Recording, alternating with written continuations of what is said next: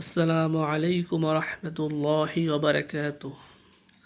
সুপ্রিয় শিক্ষার্থীবৃন্দ, নবম দশম শ্রেণীর সাধারণ গণিতের প্রথম অধ্যায় বাস্তব সংখ্যার বেসিক আলোচনা 1 নম্বর ক্লাসে তোমাদের সকলকে স্বাগতম।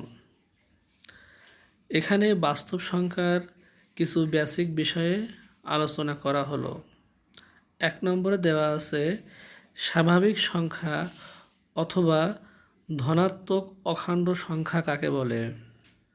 উত্তর হচ্ছে 0 থেকে বড় সকল পূর্ণ সংখ্যাকে স্বাভাবিক সংখ্যা বা ধনাত্মক অখণ্ড সংখ্যা বলে।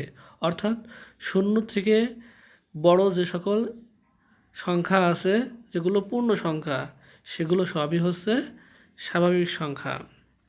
2 নম্বরে বলা হয়েছে মৌলিক সংখ্যা কাকে বলে।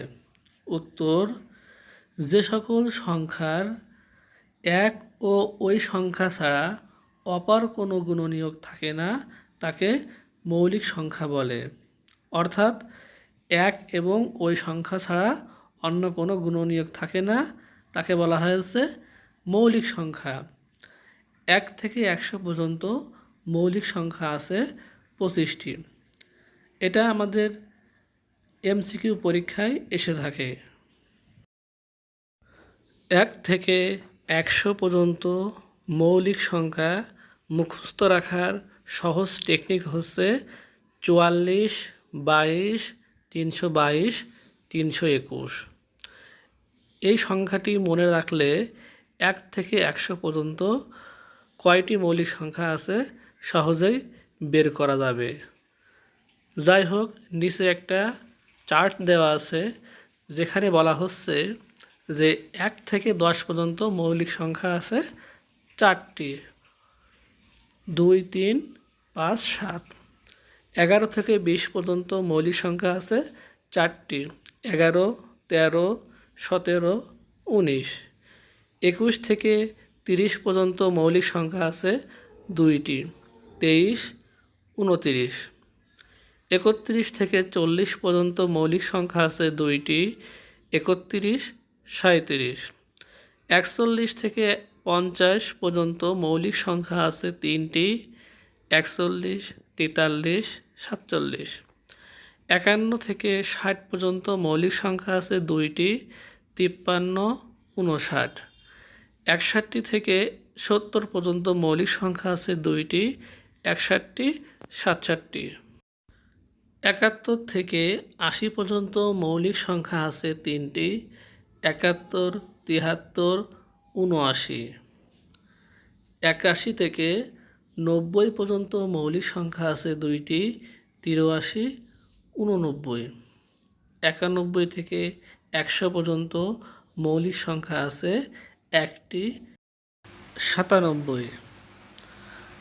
উল্লেখ্য যে সব থেকে ছোট মৌলিক সংখ্যা 2 এবং সব থেকে বড় মৌলিক সংখ্যা 97। এটা অনেক পরীক্ষায় আসতে পারে। 1 থেকে 100 পর্যন্ত মৌলিক সংখ্যার যোগফল 1060। অর্থাৎ 1 থেকে 100 পর্যন্ত মৌলিক সংখ্যাগুলো যোগ করলে 1060 হবে। এটাও এমসিকিউতে আসে। 3 নম্বরে বলা হচ্ছে সহমৌলিক সংখ্যা কাকে বলে।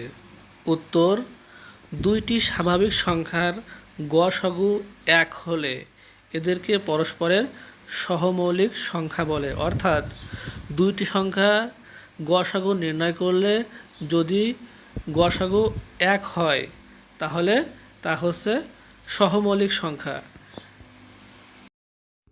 উদাহরণ হিসেবে দেওয়া হয়েছে 16 এবং 25। এখানে 16 হচ্ছে ভাজক এবং 25 হচ্ছে ভাজ্য। অর্থাৎ 25কে 16 দ্বারা ভাগ করলে 16কে 16 হয়। এরপর 25 থেকে 16 বিয়োগ করলে 9 হয়। এরপর ভাজক 16 নিচে চলে আসলো, নয়কে 9 হলো। 16 থেকে 9 বিয়োগ করলে 7 হলো। ভাজক 9 চলে আসলো। 7 অক্ষের 7 হলো। 9 থেকে 7 বিয়োগ করলে 2 হলো। ভাজক 7 চলে আসলো। 3 দুগুণে 6 হলো। 7 থেকে 6 বিয়োগ করলে 1 হলো। ভাজক 2 চলে আসলো। 2 অক্ষে 2 হলো। 2 থেকে 2 বিয়োগ করলে 0 হলো। অর্থাৎ বাম পাশে যে 1 রয়েছে তা হচ্ছে আমাদের গসাগু।